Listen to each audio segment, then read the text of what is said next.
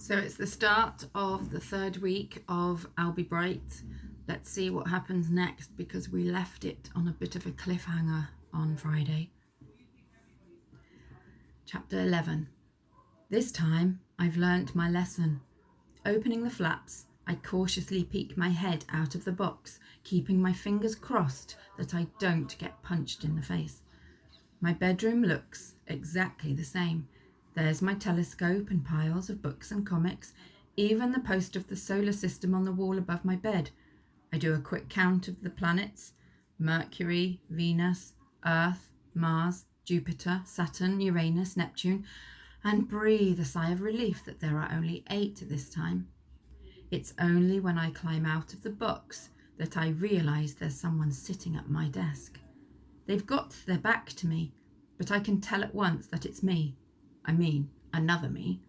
I can't believe you're here. This other Albie turns round and my jaw drops to the floor as I see a girl staring back at me. It's like looking into a funfair mirror. Her face looks the same as mine. Eyes, nose and mouth, all the same shape and in the same place. But she's definitely a girl.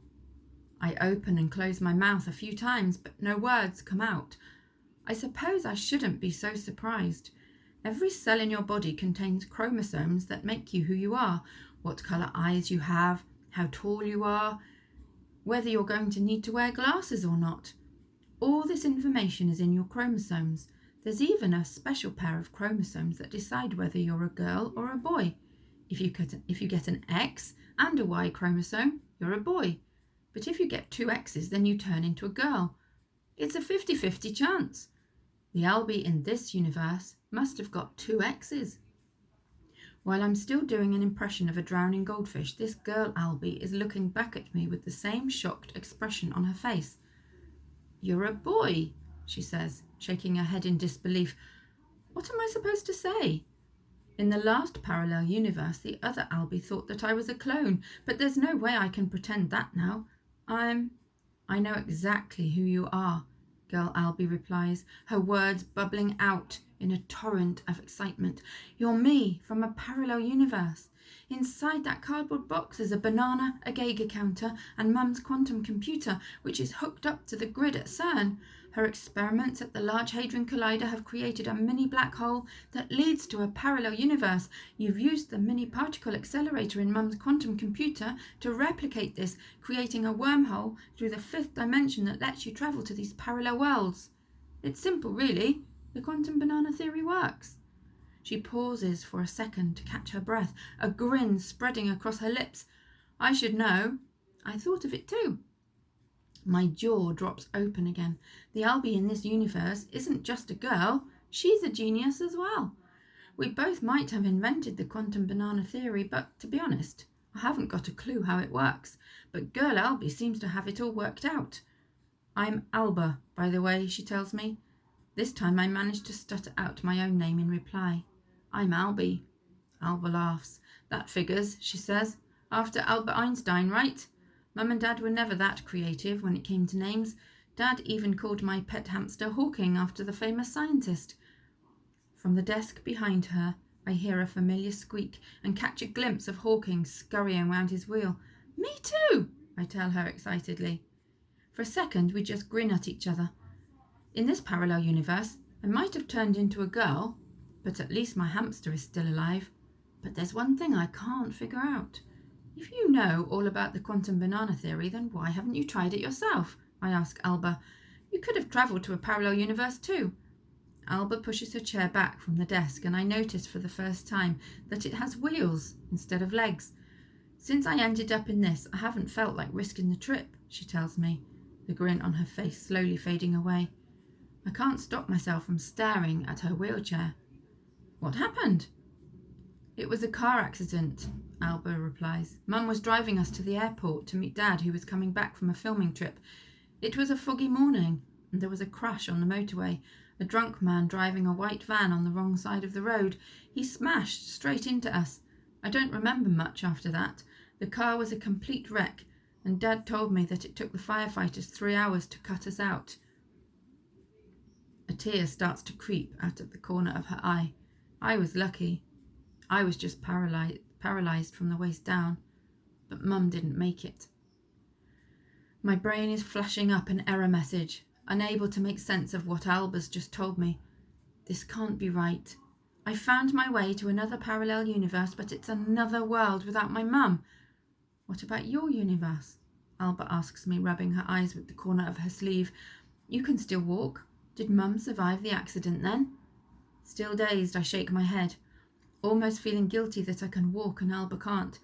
There was no car accident, I tell her. So Mum's still alive in your universe? She asks eagerly.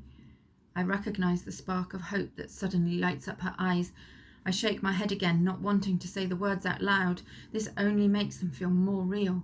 No, I finally force myself to reply. She died of cancer 2 weeks ago.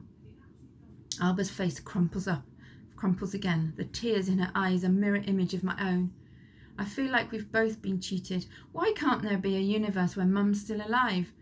We stare at each other, sharing our sadness in silence. Then the sound of Grandad Joe's voice comes up the stairs. Are you ready yet? Alba and me reply simultaneously. I'm coming. The sound of our voices calling out together creates a weird echo, and I clap my hand over my mouth when I realise what I've done. Then I hear the sound of Grandad's footsteps coming up the stairs. Have you got a boy up there, Alba? Alba looks at me, her eyes now wide with panic. Hide, she hisses. I look around the room. It's just as messy as mine. There's only one place I can hide, the same spot that got me here in the first place.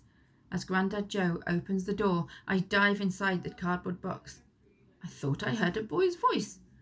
Grandad Joe sounds puzzled, like he's trying to work out how Alba replied to him in stereo.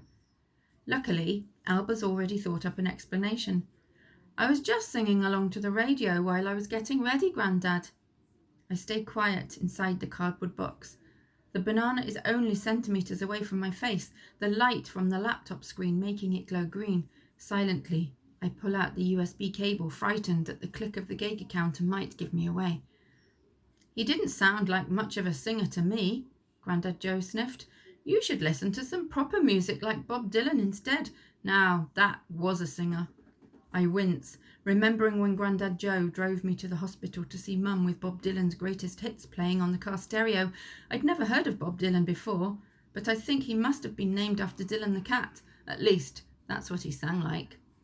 Anyway, you need to get a move on, Alba, if you want me to take you to the party. It's nearly 8 o'clock. Grandad Joe pauses for a second. Have you been crying? He asks. It's just hay fever, Alba replies quickly, and I hear her blow her nose. I'll be down in a second, Grandad. I've just got to finish getting ready. Okay, but you need to be quick. The party started at 7, didn't it? And when you get back, we can talk about you tidying up this room. I hear the bedroom door close again, followed by the sound of footsteps heading downstairs. Then Alba lifts up the flap of the box, twisting her head at a 90-degree angle to peer inside. I've got to go, she whispers, keeping her voice low in case Grandad Joe's got his hearing aid switched on. It's Victoria Barnes' birthday party at the village hall tonight. Grandad's dropping me off, but you need to come and meet me there. I've got so much to tell you. If the quantum banana theory really works, I think I know what you need to do to find Mum again. Alba! Yells Grandad. With a small, hopeful smile, Alba drops the cardboard flap, and then I hear her wheel her chair towards the door. Inside the box, a blur of zeros and ones are still flashing across the laptop screen, the data from the Large Hadron Collider somehow still streaming into the computer from across the universe. I hold the Geiger counter in my hand. If I plug it in, any moment now a radioactive particle in the banana is bound to decay, and the quantum banana theory will send me to another parallel universe, and maybe this one will have my mum in it. Outside the bedroom door, I hear a loud beep, followed by a whirring noise that sounds like a lift going down. At first, I can't work out what it is, and then I remember.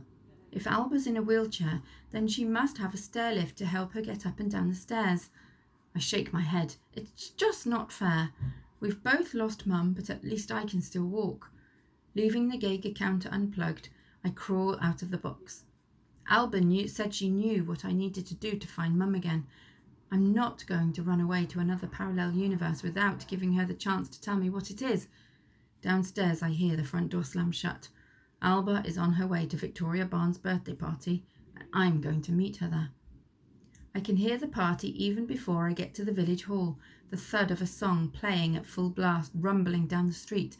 I recognise the song straight away, even though the words are all wrong. Tiny changes. That's what my dad's book said I'd find in every parallel universe.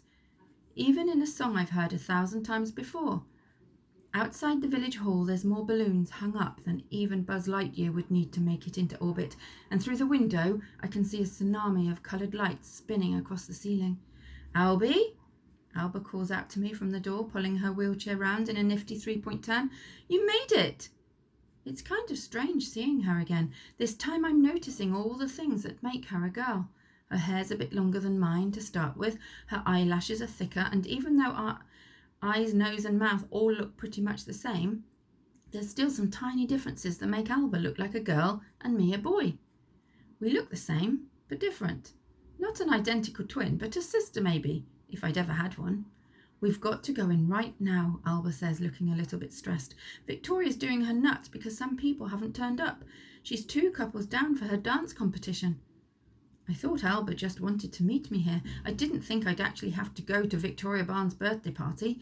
Can't we just go and sit in the bus shelter and Alba can tell me what I need to know? Alba notices the sudden panic in my eyes. "Don't worry," she says. "I've asked Victoria's mum if I can bring my cousin to the party and she says it's okay." "Your cousin?" Well, I couldn't exactly say to her, "Can I bring another Alba from a parallel universe? Could I?" She replies sarcastically. "Oh, and by the way, he's a boy." When she puts it like that, I kind of see her point. As a new song booms out through the open door, I follow Alba inside the hall, only to find my worst nightmare waiting for me there. So your work? Quite simple. What is Albie's worst nightmare?